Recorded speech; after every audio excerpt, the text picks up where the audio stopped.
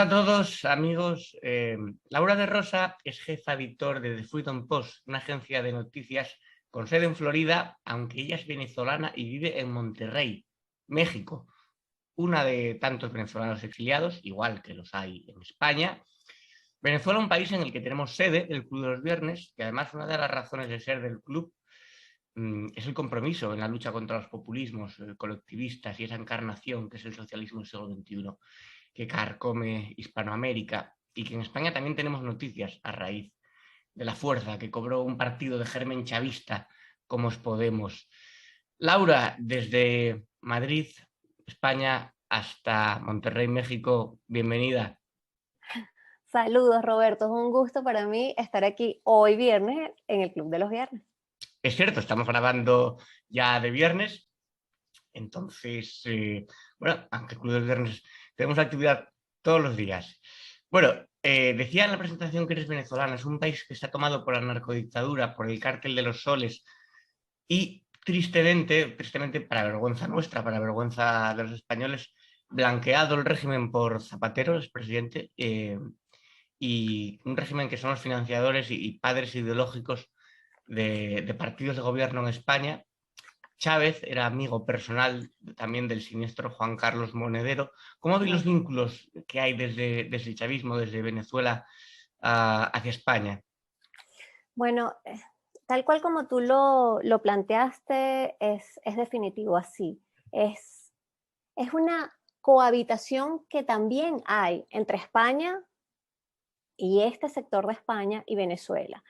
Es lamentable porque Zapatero, cada vez que nosotros escuchamos el nombre de Zapatero, eso es malas noticias. Ya nosotros sabemos que viene un mal presagio, que él lo que hace es ser un agente colaborador internacional de la narcodictadura. Y eso para nosotros es ya saber que lo que él viene es a normalizar y a subestimar la tragedia venezolana. Lo ha hecho en múltiples oportunidades y no ha dejado de hacerlo. Recientemente, el 4 de octubre, estuvo justamente en Venezuela, se reunió con Delcy Rodríguez, se reunió con Maduro, y entonces allí volvió a hacer lo mismo de siempre, que es, pues, ser un agente que funciona y plantea y disfraza muy bien todo lo que es el continuo maltrato que hace el narcorrégimen para seguir masacrando, maltratando, etcétera, al régimen de Venezuela.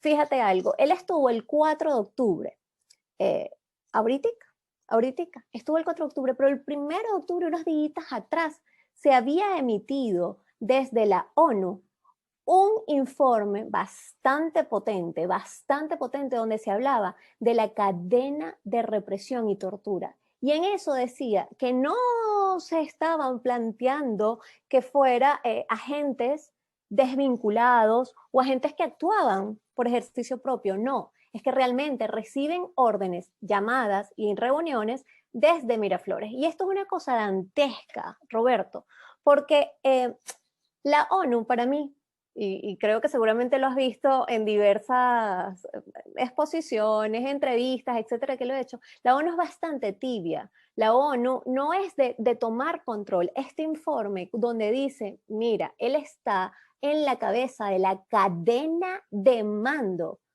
de la maquinaria de represión y tortura, es dantesco.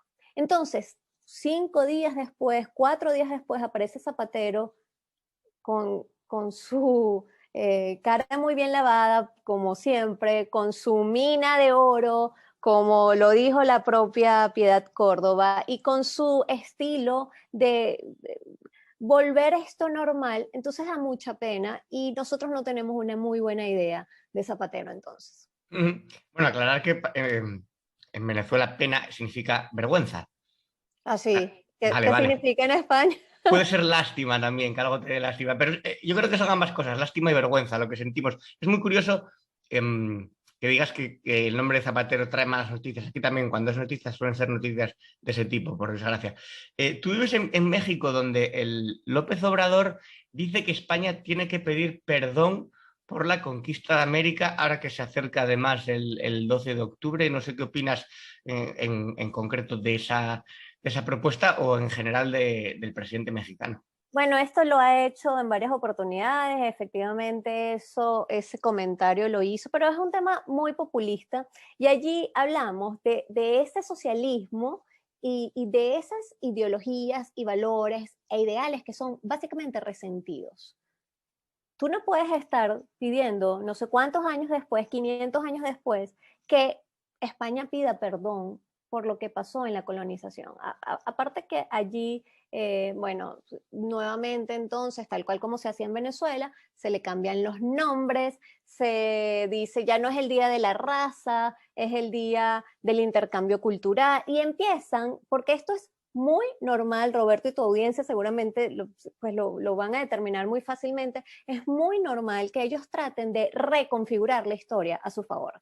Eso es algo que siempre hacen. Entonces, esto, bueno, ya lo que nosotros conocemos o las personas que estamos alertas de lo que está pasando no solo en México con la llegada de AMLO a través de su partido Morena, y en otros países ya nosotros sabemos que este tipo de ideas populistas, pero que además son ideas muy resentidas e ideas que lo que tratan es de generar dinámica no solo comunicacional, sino también política, es apunta a que necesita un responsable. Y siempre se necesita un culpable externo. No es que nosotros estamos mal porque nosotros nos quitaron el oro. No es que nosotros estamos mal porque nosotros nos colocan sanciones los Estados Unidos. No es que nosotros estamos Una victimización constante, una ¿no? continua victimización y se necesita siempre un enemigo externo. Entonces, en los países donde no hay derecha, se inventa la derecha, como por ejemplo en Venezuela. Y entonces Chávez comenzó con el titiquitaqui o el tema de la derecha en Venezuela, la derecha en Venezuela, y todo el mundo se comió ese cuento. Porque, entonces es que la derecha es mala, es individualista, y es que resulta que en Venezuela no hay partidos de derecha. Y no solo eso, nunca ha gobernado la derecha. Volviendo al tema de México, es lo mismo. No, es que nosotros necesitamos un enemigo externo. En este tema puntual, vamos a acusar a España. Ahora Brasil está fuertemente dividida en una segunda vuelta. El país está polarizado, los seguidores de Lula, los seguidores de Bolsonaro. Lula forma parte precisamente de ese foro de Sao Paulo que engloba todo el comunismo del continente, que también tiene sus redes en España, porque en España varios miembros del gobierno de Podemos, de Izquierda Unida, están metidos ahí. Claro, uno piensa, es que a mí no me gusta Bolsonaro, tiene esto, tiene lo otro, pero la gente es casi como que está obligada a decidir entre, bueno, es que es una alternativa única a esta miseria, a esta pobreza, a esta corrupción, ¿verdad? Porque luego si nos atendemos a los datos, económicamente mejoró mucho Brasil con Bolsonaro y los crímenes también han descendido, quiero decir, eso es Sí. estadística.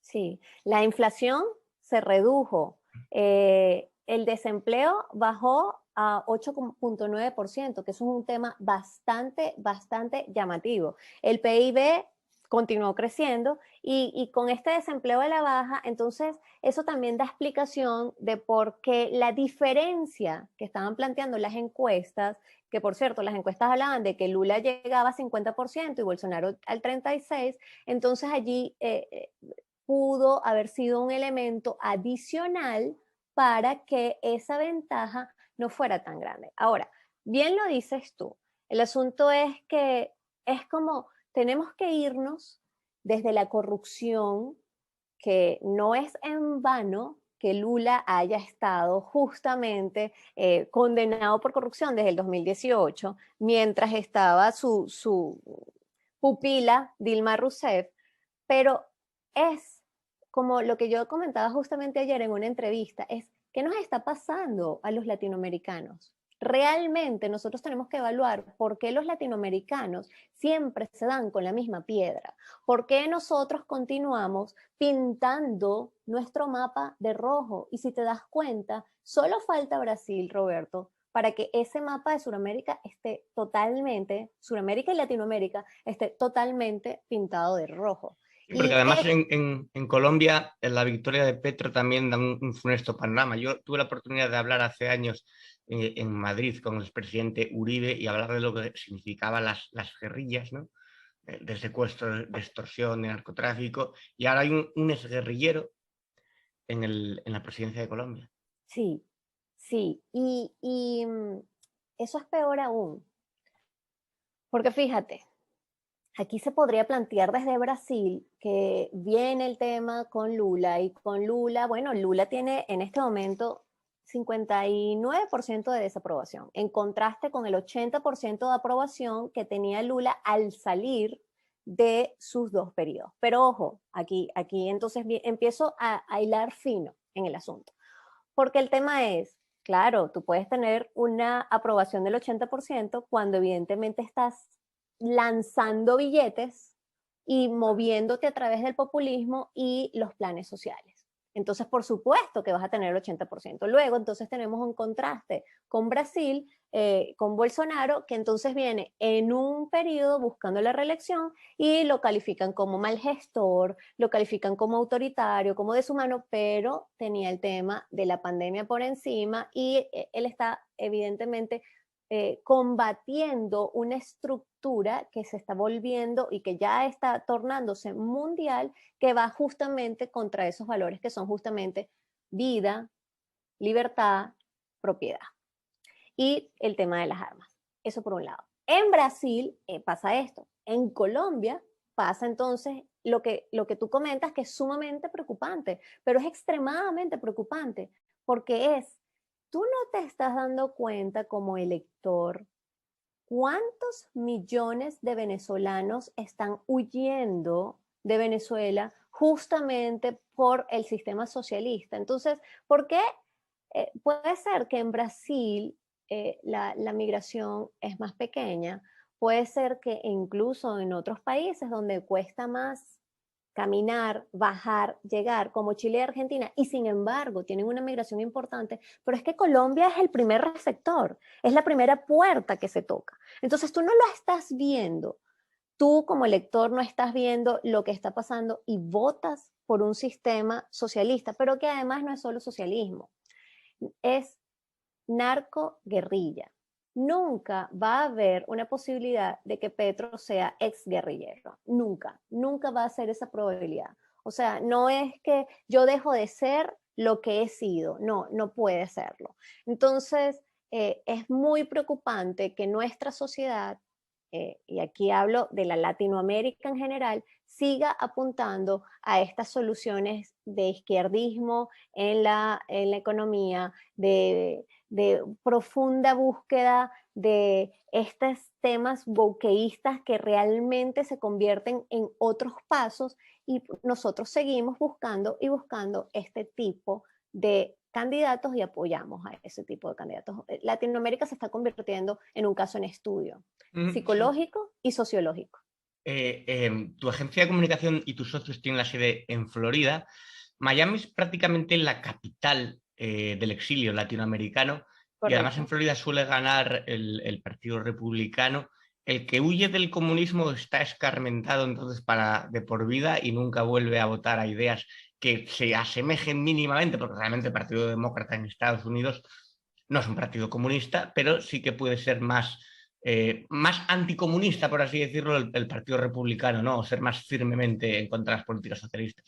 Tú sabes que hay un dicho que dice, no todos los demócratas son socialistas, pero sí todos los socialistas son demócratas, porque evidentemente en el Partido Republicano no tienen cabida. Ahora, hay algo también que nosotros hemos estado observando, que es cómo ciertos venezolanos que se salen del país huyendo por las vías que sean, huyendo del régimen y de la narcotiranía, entonces van y votan por Biden. Es una cosa un poquito complicado. Y aparte, hay un tema interesante. Los latinoamericanos, y probablemente en España sea así, los valores de los latinoamericanos están más asociados al Partido Republicano, porque el Partido Republicano está más asociado a lo que son la familia, lo que es la vida, irse en contra del aborto, etcétera, etcétera. Nosotros somos más eso. El tema es que se ha hecho una campaña tan importante durante tanto tiempo en Estados Unidos de que los republicanos son racistas, clasistas, xenófobos, que evidentemente la primera percepción o el primer encuentro que tiene el latinoamericano que está ya en Estados Unidos dice, no, yo voy con los demócratas que se parecen un poquito más a mí, y en realidad no se parecen. Hay No muchos, se, hay muchos candidatos políticos republicanos con orígenes latinos. sí, sí, definitivamente. Eh, hay tanta afinidad y la gente no lo conoce, que es un tema que se tiene que ir manejando poco a poco. En estos días nosotros estábamos justamente en una reunión de trabajo, no voy a comentar con quiénes ni de qué estado, evidentemente, pero el asunto es que justo los republicanos lo están entendiendo. Y lo están entendiendo y por eso le están dando plataforma a medios de comunicación que tengan audiencia en inglés y en español y a medios de comunicación que hablen desde el punto de vista cercano al lenguaje latinoamericano, por decirlo de alguna manera, en Estados Unidos. Estas personas forman parte de algunos estados republicanos y decían, es que no se están dando cuenta que se están yendo a un lugar donde son rechazados, pero no conocen que eso sucede dentro del Partido Demócrata. Y yo le decía, mira, es un tema de comunicación y hay que conocer muy bien de dónde vienen esas familias, de dónde es la raíz de cada uno de esos latinos que se encuentran allí en Estados Unidos. Bueno, vuelve a ser foco de la noticia Hunter Biden porque dicen que es posible que esté cercana a su detención o que lo procese la fiscalía por un asunto de, creo que era de blanqueamiento y de armas. Sí. De hecho, hoy fue planteado, aparte de eso, que hay muchos temas que tienen que ver con justamente blanqueamiento de armas, blanqueamiento de drogas y también algunos delitos sexuales. Yo creo que todos estamos muy expectantes de qué es lo que va a suceder y también qué es lo que va a suceder porque la justicia en Estados Unidos no puede ser, por ejemplo, a favor de ciertos temas o en silencio de ciertos temas, como por ejemplo esto de Hunter Biden, y se mantenga como en un proceso bastante lento para la justicia. O sea, yo no puedo decir, no es que no se está trabajando, yo creo que nadie lo puede decir porque sería bastante irresponsable, pero el asunto es, está un proceso bastante lento que, por ejemplo, hace contraste con el allanamiento que se le hizo a Trump en su casa. Entonces, ese contraste hace mostrar que hay algunas diferenciaciones en cuanto a la observancia de la justicia y en cuanto a la dilación en los procesos y en cuanto a la agilidad de los procesos. Me comunica un amigo que vive en California que los medios no dan ningún tipo de, o sea, los vídeos, por ejemplo, filtrados de Hunter Biden, lo que hablabas del asunto sexual con menores, drogas y demás, las grandes cadenas no lo están dando, no están moviendo el escándalo, se está tapando eso sistemáticamente y solamente se filtra en medios minoritarios, internet, etcétera, pero los medios hay un encubrimiento y se pregunta, ¿por qué? O sea, ¿por qué se está tapando algo que podría estabilizar tanto a Biden y por qué se está manteniendo en el poder de casi forma artificial a una persona cuya salud es tan frágil, lo estamos viendo, está a la vista de todo el mundo, su salud mental cada vez más deteriorada de una persona que muchas veces está desubicada, perdida. No sé cuál es la opinión allí en Sí, sí, Florida. coincido totalmente contigo. Es una persona que no está apta para estar frente a Estados Unidos. Y lo preocupante no es solo las personas que se encuentran allí, que vienen del exilio, sino lo preocupante es esa población estadounidense que está viendo a su presidente totalmente desvariando constantemente, porque es un desvarío total. Mucha gente se burla del asunto. Esto no es de burla, esto es un asunto sumamente preocupante porque es la primera potencia mundial, quiera o no. Y Estados Unidos ha venido desde hace algún tiempo retrayéndose de este papel importante en el mundo para ocuparse, por solicitud de sus propios contribuyentes, de ocúpate de los asuntos internos. Y eso lo vimos, por ejemplo, en Afganistán, cuando hubo una retirada de verdad tan terrible, etcétera, etcétera. Ahora, el tema es, ¿bajo mando de quién está Estados Unidos? ¿Realmente ese es el comandante de las Fuerzas Armadas? ¿Realmente ese es el que tiene el maletín nuclear realmente ese es el que está tomando las decisiones en el tema, en todos los temas internacionales. Es muy, muy preocupante. Yo no sé si él tiene Alzheimer, yo no sé si, no podemos saberlo, pero el asunto es que es realmente preocupante ver a un presidente que no debería estar allí, y no sé si la opción de que esté Kamala Harris es mejor. Entonces, eso es sumamente preocupante, de verdad.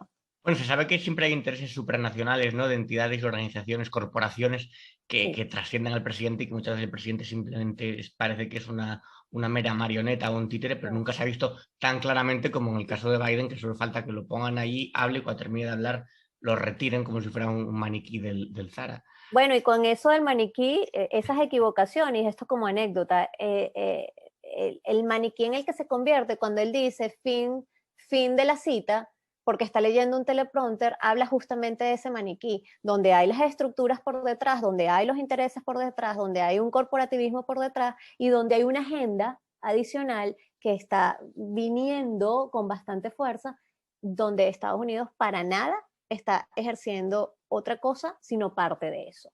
Ahora una chispa revolucionaria, más o menos esperanzadora, de las mujeres en Irán, Ujú. eh, que se están enfrentando a una teocracia espantosa, ¿no? De fundamentalismo islámico. No sé si sabes que en España una parte del gobierno de coalición es aliada del régimen de Irán y por eso Ujú. apenas hay unas tibias muestras de apoyo a las mujeres de allí.